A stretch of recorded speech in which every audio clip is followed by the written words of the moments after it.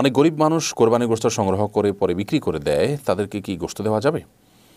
যে সমস্ত মানুষ অভাবী তারা কোরবানির গোশত সংগ্রহ করছেন, মানুষের কাছে হাত পেতে চেয়ে নিচ্ছেন, বা যেভাবে হোক তিনি গোশত পাচ্ছেন, পাওয়ার পর তিনি যদি সেটা বিক্রি করে দেন তাহলে সেটা তার জন্য জায়েজ আছে, কারণ গোশত পাওয়ার পর তিনি তার সেটার মালিক।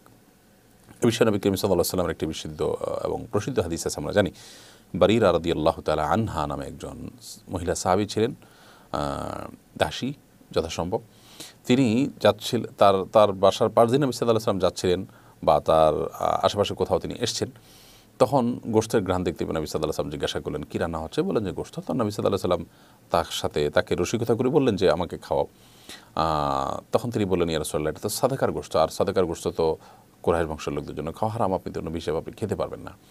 তখন তিনি বলেছেন, লাকে সাদাকাতুন ওয়া লানা হাদিয়াতুন, এটা তোমার জন্য সাদাকা হতে পারে, কিন্তু তুমি যখন আমাকে দিবে সেটা আর সাদাকা থাকবে না, সেটা যাকাত ফিতরা থাকবে না, বরং সেটা অর্থাৎ মানতের গোশত বা এই জাতীয় সাদাকার গোশত থাকবে না, এবং সেটা হাদিয়া হিসাবে হবে। তুমি পেয়েছো সাদাকা হিসাবে, আমাকে যখন দিবে সেটা হাদিয়া হিসাবে হবে। অতএব গরিব মানুষ পেয়েছেন, পাওয়ার পর তিনি মালিক হয়ে গেছেন, এরপর তিনি এটা বিক্রি করলেও সে অধিকার তার আছে। তবে যারা দান করবেন তারা এরকম গরিব যারা অল্প দামে বিক্রি করে দিবে, সেগুলো হোটেলাররা কিনে তারা লাভবান হবে, গরিব দিন শেষে ক্ষতিগ্রস্ত হবে। এরকম গরিবদের চাইতে যে সমস্ত গরিবরা মানুষের কাছে হাত পাতে না এবং বিক্রিও করবে না, তাদের ঘরে ঘরে খবর নিয়ে যারা কোরবানি দেননি তাদের ঘরে ঘরে গোশত পৌঁছে দিতে পারলে সেটা অবশ্যই দানকারীর জন্য সর্বোত্তম কাজ হবে।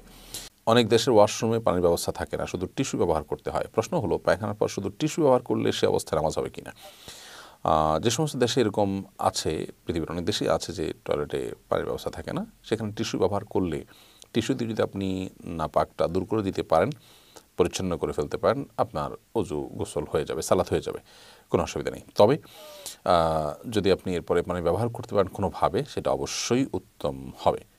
কারণ বিশেষ করে টয়লেটের পর আপনার টিস্যু ইত্যাদি ব্যবহার করার পর পানি ব্যবহার করা, সেটাই হলো সুন্নাহ। কিন্তু যদি পানি ব্যবহার না করে আপনি টিস্যু দিয়ে পরিষ্কার করে ফেলতে পারেন, আপনার পবিত্রতা অর্জনটা হয়ে যাবে, বিশেষ করে পানি নাই যেখানে।